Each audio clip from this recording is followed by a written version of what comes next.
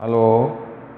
तो कक्षा 9 के भाई विद्यार्थी ध्यान देंगे कि उनकी इकाई 1 संख्या पद्धति जो थी उसके बारे में हमने आपको पूरा डिस्कस किया था। उसके अंतर्गत जो फार्मूले थे, घातांकों के नियम थे, संख्याओं के बारे में, वास्तविक संख्याएं, भाज्य, भाज्य, सम, विषम, परिमेय संख्याएं, प्राकृतिक संख्याएं, पूर्ण संख्याएं, सारी संख्याओं के बारे में हमने आपको एक वीडियो बना के भेजा था। आपने देखा होगा, हमें उम्मीद है कि आप लोग देखा होगा और आपको समझ में आ गया होगा।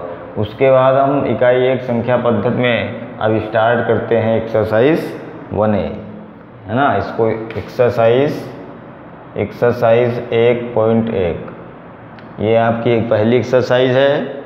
इसमें आप देखेंगे पहला क्वेश्चन लिखा हुआ है, क्या शून्य एक परिमेय संख्या है? क्या इसे P/Q के रूप में लिख सकते हैं जहां P और Q पूर्णांक है? तो अब आपको बताना है क्या Q 1 क्या शून्य एक परिमेय संख्या है या नहीं है। तो देखिए ये शून्य लिखा हुआ है। अब ये आपको मालूम है कि किसी भी संख्या में 1 से गुणा या 1 से भाग करने पे संख्या पे कोई अंतर नहीं होता है। तो इसमें हम 1 से भाग कर दें भाई, तो ये 0/1 हो गया, 0/1 हो गया। अब देखिए ये P हो गया, ये Q हो गया। अब ये P भी पूर्णांक है, Q भी पूर्णांक है। पूर्णांक कहाँ होता है? 0 से स्टार्ट होते हैं पूर्णांक, 0, 1, 2, 3, 4, 5, 6, 7, 8, 9, 10 ये सब पूर्णांक होते हैं। तो देखिए ऊपर 0 है तो ये भी पूर्णांक है, यहाँ 1 है ये भी पूर्णांक है, ये P है ये Q है, दोनों पूर्णांक हैं। हमारी परिमेय संख्या की परिभाषा क्या थी कि वह संख्या जिसे हम P/Q के रूप में व्यक्त कर सकें, लिख सकें, है ना, बता सकें, जहाँ P और Q दोनों पूर्णांक हों तथा Q is not equal to 0, मतलब Q का मान 0 नहीं होना चाहिए। तो देखिए P और Q दोनों पूर्णांक भी हमारे हैं, Q का मान 0 नहीं है। दोनों कंडीशन लग रही हैं। P और Q दोनों पूर्णांक होने चाहिए तो दोनों पूर्णांक हैं। Q का मान 0 नहीं होना चाहिए तो Q का मान भी 0 नहीं है ना।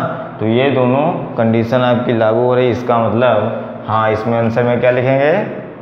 हाँ, है ना। इसको लिखेंगे हाँ। क्या शून्य एक परिमेय संख्या है? तो लिखेंगे हाँ।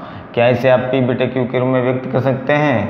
तो लिखेंगे हाँ, इसे P/Q के रूप में, है ना, इसे P/Q के रूप में व्यक्त कर सकते हैं। ठीक है। या तो ये भी लिख सकते दीजिए हाँ, शून्य एक परिमेय संख्या है। पूरा लिखना चाहें तो पूरा लिख दीजिए हाँ। यहाँ से आंसर हो जाएगा हाँ, शून्य एक परिमेय संख्या है, परिमेय संख्या है।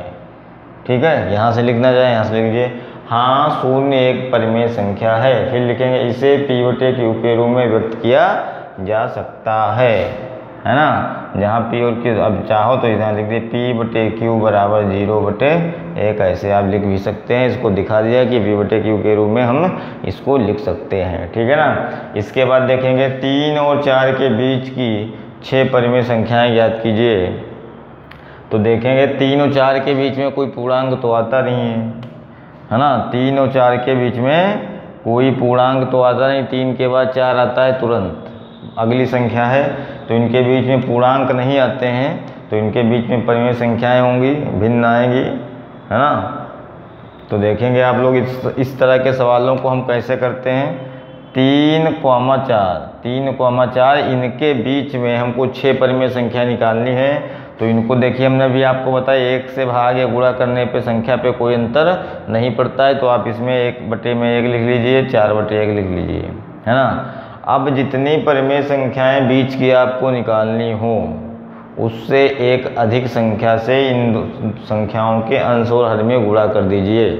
ठीक है। हमको 6 परिमेय संख्या निकालनी है तो 6 से एक अधिक कितना हुआ? 7। तो इन संख्याओं, दी गई संख्याओं में 7 से अंश और हर में गुणा कर देंगे।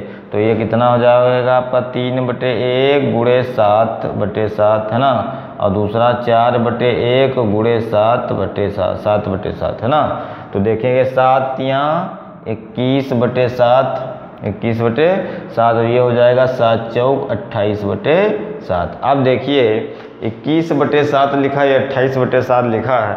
अब 21 और 28 के बीच में आपको संख्याएं दिख रही होंगी। अब समझ में आ रहा होगा कि 21 के बाद 22/7, 23/7, 24/7, 25/7, 26/7 और 27/7। तो 6 परिमेय संख्याएं इनके बीच की आपको पता चल गई है ना। तो इसके आगे आप लिख लेंगे परिमेय संख्याएं बराबर परिमेय संख्याएं, अब डैश लगा के आप लिखेंगे कितना, 21 के बाद क्या आएगा 22/7, 23/7, 24/7, इसी के आगे लिखते चले जाएंगे 25/7, 26/7 और 27/7, है ना। ये परिमेय संख्या देखिए 3 और 3 6 परिमेय संख्याएं हैं जो इनके बीच में आएंगे। आप भाग करके दीजिए 7 3 21, पूरा कट गया, 1 बचा, दशमलव लगाया, 0 बढ़ाया, 10 हो गया, 7 एकम 7, तो 3.1 आएगा। मतलब 3 और 4 के बीच में है ना, 3 से बड़ा आया। देखिए इसको 7 चौक 28 होता है, 4 से छोटे आएगा ना। तो 3 और 4 के बीच में इनको आप भाग करेंगे, जब दशमलव में व्यक्त करेंगे तो इनका मान जो है वो 3 और 4 के बीच में ही आएगा। ठीक है, तो इस तरह आप देखेंगे। इसके बाद क्वेश्चन नंबर 3 आपका इसी तरह बिल्कुल सेम क्वेश्चन, 3/5 और 4/5 के बीच की 5 परिमेय संख्याएं कह रहा है। कितनी परिमेय संख्याएं कह रहा है, 5 कह रहा है। 3/5 और 4/5 ये 2 संख्याएं आपको दी गई, इनके बीच में अब देखिए हर भी बराबर है, 3 के बाद तुरंत 4 भी आता है, बीच में कोई संख्या नहीं है। तो उसी तरह इसमें भी करेंगे, 5 परिमेय संख्या निकालने को बोल रहा है, तो 5 से 1 अधिक कर लीजिए, कितना हुआ 6, तो 6 से इनके अंश और हर में गुणा कर दीजिए 6 से। तो 6 से गुणा करने पर 3/5 गुणे 6/6, 6 से अंश में भी होगा, 6 से हर में भी होगा। 4/5 गुणे 6/6 से गुणा हो गया, तो ये होगा 6 तियाँ 18/6 पंचे 30, अब ये हो जाएगा 6 चौक 24/6 पंचे 30। अब देखेंगे आपकी 18 और 24 के बीच में संख्याएं आपको दिखने लगी होंगी। 18 के बाद कौन आएगा, तो बीच की संख्याएं, बीच की परिमेय संख्याएं, बीच की परिमेय संख्याएं कौन कौन सी आपकी, 18 के बाद 19/30, 20/30, 21/30, 22/30 और 23/30। ये आपकी 5 परिमेय संख्याएं जो थी इन दोनों के बीच में वो निकल रही। ठीक है ना, ये आपको बीच की परिमेय संख्याएं ज्ञात करना पता चल गया। ठीक है, इसके बाद आप लोग देखेंगे भी अगला वाला क्वेश्चन नंबर 4।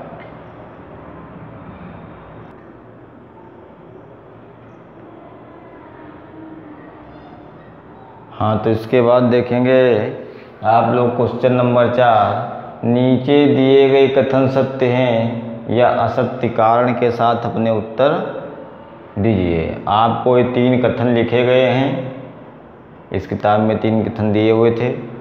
तो नीचे दिए गए 3 कथन दिए गए हैं, इनको आपको देख के पढ़कर बताना है कि सही हैं, सत्य हैं या असत्य हैं। सत्य हैं तो क्यों सत्य हैं, असत्य हैं तो क्यों सत्य हैं, ये आपको रीजन भी साथ में बताना है कि यदि सत्य हैं तो क्यों सत्य हैं और नहीं सत्य हैं तो क्यों नहीं सत्य हैं। तो देखिए पहला वाला क्या लिखा, प्रत्येक प्राकृत संख्या एक पूर्ण संख्या होती है।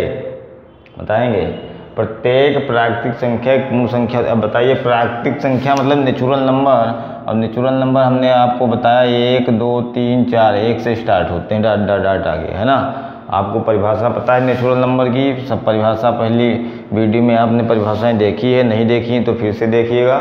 प्राकृतिक संख्या मतलब नेचुरल नंबर एन से लिखते हैं, वो 1 2 3 4 से स्टार्ट होती है, अनंत तक जाती हैं। अब पूर्ण संख्या, तो पूर्ण संख्या कौन होती है, पूर्ण संख्या डब्ल्यू होल नंबर लिखते हैं, इसमें 0 सम्मिलित हो जाता है, 1 2 3 डाट डाट डाट। अब बताइए कह रहा कि प्रत्येक प्राकृतिक संख्या एक पूर्ण संख्या होती है। तो प्रत्येक प्राकृतिक संख्याएं जो हैं 1 2 3 4 वो सभी पूर्ण संख्याओं में हैं कि नहीं है, देख लीजिए आप, है ना, है, क्योंकि प्राकृतिक संख्याएं जो हैं उसी में 0 को और मिला लिया जाए तो पूर्ण संख्याएं प्राप्त होती हैं। तो मतलब पूर्ण संख्याओं में सभी प्राकृतिक संख्याएं सम्मिलित होती हैं, है ना। सारी संख्याएं प्राकृतिक वाली पूर्ण में मिल जाती है आपको, लेकिन पूर्ण संख्या प्राकृतिक संख्या में सम्मिलित नहीं होती, क्यों, क्योंकि 0 नहीं होता, बाकी संख्याएं सम्मिलित होती हैं। पूर्ण संख्याओं में 0 होता है, प्राकृतिक संख्याओं में 0 नहीं होता है ना।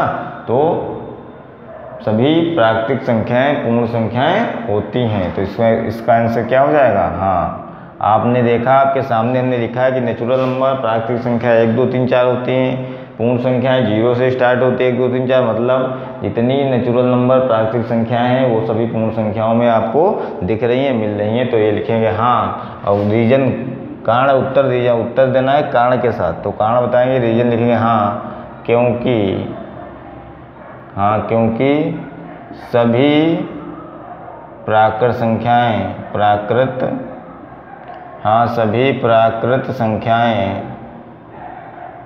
पूर्ण संख्याएं होती हैं। ये लिख दिए हाँ क्योंकि सभी प्राकृतिक संख्याएं पूर्ण संख्याओं में होती हैं, या ऐसे लिख सकते हैं हाँ क्योंकि सभी प्राकृतिक संख्याएं पूर्ण संख्याएं होती हैं। ठीक है, ये आप इसका रीजन लिख सकते हैं हाँ क्योंकि सभी प्राकृतिक संख्याएं पूर्ण संख्याएं होती हैं, इसका आप रीजन लिख सकते हैं। इसके बाद दूसरा वाला कथन आप पढ़ेंगे, प्रत्येक पूर्णांक एक पूर्ण संख्या होती है। अब देखिए, प्रत्येक पूर्णांक एक पूर्ण संख्या पूर्ण संख्या होती है। तो पूर्णांक आप जानते हैं, पूर्णांक दो तरीके, एक ऋण पूर्णांक एक धन पूर्णांक, दो होते हैं। अब पूर्ण संख्याएं आप जानते हैं 0 1 2 3 4 होती है, इसमें ऋणात्मक नहीं होती हैं, है ना। तो ये आपका कथन क्या हो जाएगा, ये आपका नहीं। इसके उत्तर में आप क्या लिखेंगे, नहीं, कॉमा लगाएंगे कि प्रत्येक पूर्णांक एक पूर्ण संख्या होती है, नहीं, क्योंकि पूर्णांक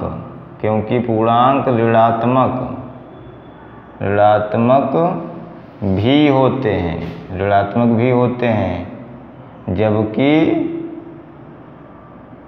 पूर्ण संख्याएं ऋणात्मक नहीं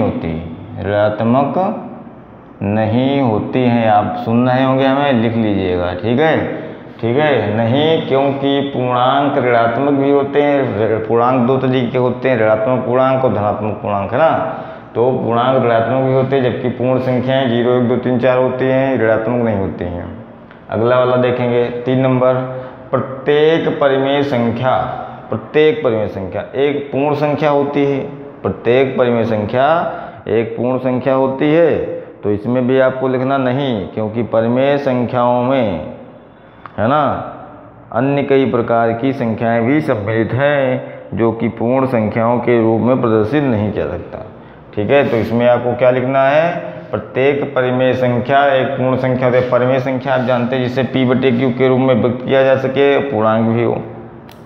तो परिमेय संख्याओं में आप जानते हैं कि उस परिमेय संख्याओं में कई प्रकार की संख्याएं परिमेयों में भिन्न भी होती हैं, है ना।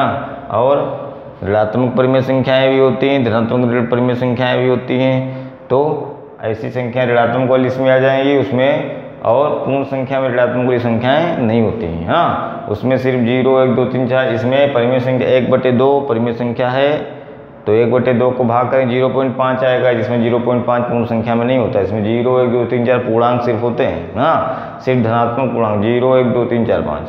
तो इसमें आप लिखेंगे नहीं, क्या लिखेंगे, नहीं, क्योंकि परिमेय संख्याओं में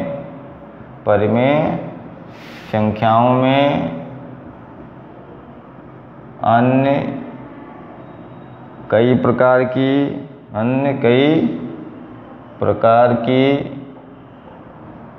संख्याएं नहीं, क्योंकि परिमेय संख्याओं में अन्य कई प्रकार की संख्याएं होती हैं, है ना, होती हैं जो, या होती हैं जिन्हें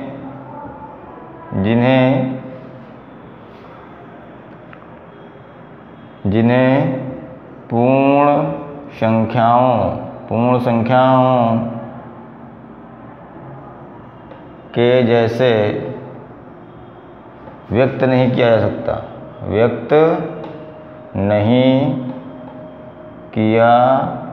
जा सकता है। समझ गए भाई, समझ गए। प्रत्येक परिमेय संख्या एक पूर्ण संख्या होता नहीं, क्योंकि परिमेय संख्याओं में अन्य कई प्रकार की संख्याएं भी होती हैं जिन्हें पूर्ण संख्याओं के जैसे व्यक्त नहीं किया जा सकता है। क्योंकि परिमेय संख्याओं में, जैसे ये परिमेय संख्या लिखी है, जैसे मान लीजिए आपकी 4/2 लिखी है परिमेय संख्या, परिमेय संख्या है भाई, क्योंकि p भी पूर्णांक है, q भी पूर्णांक है ना, दोनों पूर्णांक है। लेकिन आप इसको सरल कर देंगे, 2 कम 2 2 4, तो ये 2 आ गया। अब 2 है देखिए यहाँ, तो ये 2 तो हमारा पूर्णांक था, लेकिन अभी 1/2 लिख दिया, तो इसको भाग करेंगे तो 0.5 आएगा। 0.5 इसमें नहीं है। 3/2 लिखा है, ये परिमेय संख्या है, इसको भाग करेंगे तो 1.5 आएगा। 1.5 इसमें नहीं है। इसमें सिर्फ पूर्णांक होते हैं। पूर्ण संख्याओं में पूर्ण संख्याएं पूरी ये 0 1 2 3 4 5 6 7 8 9 10 11 तक, तो इसलिए आपने देखा कि परिमेय संख्याएं, सभी परिमेय संख्याएं पूर्णांक नहीं हो सकती हैं, ठीक है। और परिमेय संख्याओं में पूर्णांक अपूर्णांक दोनों होते हैं, ऋणात्मक धनात्मक दोनों होते हैं, इसलिए इनको प्रदर्शित ऐसे सभी को नहीं किया जा सकता। तो ये आपकी एक्सरसाइज 1 थी जो हमने आपको बताया। हमें उम्मीद है कि आप लोग समझ गए होंगे। और यदि आपको अच्छा लगे तो कमेंट बॉक्स में हमें बताइएगा। यदि कोई दिक्कत है तब भी कमेंट बॉक्स में बताइएगा। और हमारे चैनल को लाइक एंड सब्सक्राइब जरूर करिएगा। धन्यवाद।